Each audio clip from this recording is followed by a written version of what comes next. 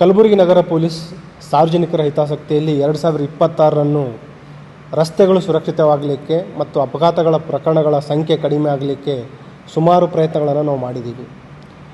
ಈಗ ಕಳೆದ 3-4 ತಿಂಗಳುಗಳಿಂದ AI ಬೇಸ್ಡ್ ITMS ಸಿಸ್ಟಮ್ ಕೂಡ ಸ್ಟಾರ್ಟ್ ಮಾಡಿದ್ದೀವಿ. ಆರಂಭದ ಹಂತದಲ್ಲಿ ಬಿಸಿಲಿದೆ ಮತ್ತು ವಿವಿಧ ನೆಪ ಹೇಳಿ ಅದಕ್ಕೆ ಕಾಂಪ್ಲೇಂಟ್ಸ್ ಬಂದಿರಲಿಲ್ಲ. ಈಗ ನಾವು ಸುಮಾರು 100 ಅವೇರ್ನೆಸ್ಗಳನ್ನು ಮಾಡಿದ್ದೀವಿ. ಶಿಕ್ಷಣ ಸಂಸ್ಥೆಗಳ ಪದಾಧಿಕಾರಿಗಳ ಜೊತೆ ಕೂಡ ಸಭೆಯನ್ನು ಮಾಡಿದ್ದೀವಿ. ಸಂಘಟನೆಗಳ ಜೊತೆ ಸಭೆಯನ್ನು ಮಾಡಿದ್ದೀವಿ.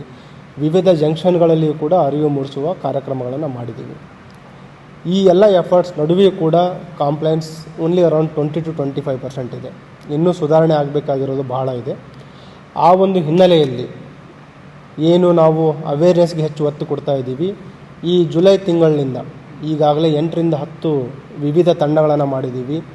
ಸಂಚಾರಿ ಅಧಿಕಾರಿ ಸಿಬ್ಬಂದಿಯರು ಇರ್ತಾರೆ ಮತ್ತು regular law and order police ಅಧಿಕಾರಿ ಸಿಬ್ಬಂದಿ ಕೂಡ ಇರ್ತಾರೆ.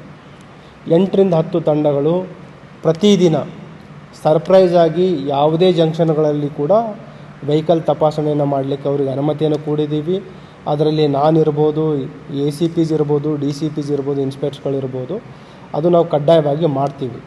ಇದರ ಉದ್ದೇಶ ಏನಂತಂದರೆ ರಸ್ತೆಗಳ ಮೇಲೆ ಏನು ನಮ್ಮ ಅಪಘಾತಗಳಾಗ್ತಾ ಇದ್ದಾವೆ, ರಸ್ತೆಗಳ ಮೇಲೆ ಪ್ರಾಣ ಕಳೆದುಕೊಳ್ಳುತ್ತಿರುವ ಸಾರ್ವಜನಿಕರ ಸಂಖ್ಯೆ ಏನಿದೆ ಮತ್ತು ಗಂಭೀರ ಗಾಯ ಆಗುವವರ ಸಂಖ್ಯೆಯನ್ನು ಕಡಿಮೆ ಮಾಡಬೇಕು. ರಸ್ತೆಗಳ ಒಂದು ಸುರಕ್ಷತೆ ಹೆಚ್ಚಿಸಲಿಕ್ಕೋಸ್ಕರ ಇದನ್ನು ಮಾಡ್ತಾಯಿದ್ದೀವಿ. ನಮ್ಮ ವಿನಂತಿ, ನನ್ನ ವೈಯಕ್ತಿಕ ವಿನಂತಿ, ತಮ್ಮ ಸುರಕ್ಷತೆಗೋಸ್ಕರ, ತಮ್ಮ ಕುಟುಂಬದವರ ಮೇಲಿನ ಒಂದು ಪ್ರೀತಿಗೋಸ್ಕರ ಮತ್ತು ಸಾಮಾಜಿಕ ಜವಾಬ್ದಾರಿಯಿಂದ ಸಂಚಾರ ನಿಯಮಗಳನ್ನು ಪಾಲನೆ ಮಾಡಿ.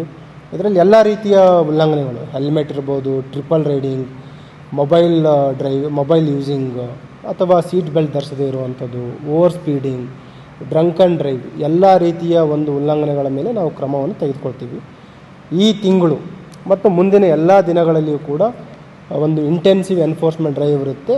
ಹಾಗಾಗಿ ತಾವು ಮನೆಯಿಂದ ಹೊರಡಬೇಕಾದ್ರೆ, ಸ್ಕೂಲಿಗೆ ಹೋಗ್ತಾ ಇದ್ದೀರಾ, ಕಾಲೇಜ್ ಹೋಗ್ತಾ ಇದ್ದೀರಾ ಅಥವಾ ಯಾವುದೇ ಕೆಲಸಕ್ಕೆ ಹೋಗ್ತಾ ಇದ್ದೀರಾ, ಕಡ್ಡಾಯವಾಗಿ ಸಂಚಾರ ನಿಯಮಗಳ ಪಾಲನೆಯನ್ನು ತಲೆಯಲ್ಲಿ ಇಟ್ಟುಕೊಂಡು ತಾವು ಸಂಚಾರ ಮಾಡಬೇಕಂತ ಹೇಳ್ತಾ ಇದ್ದೀನಿ.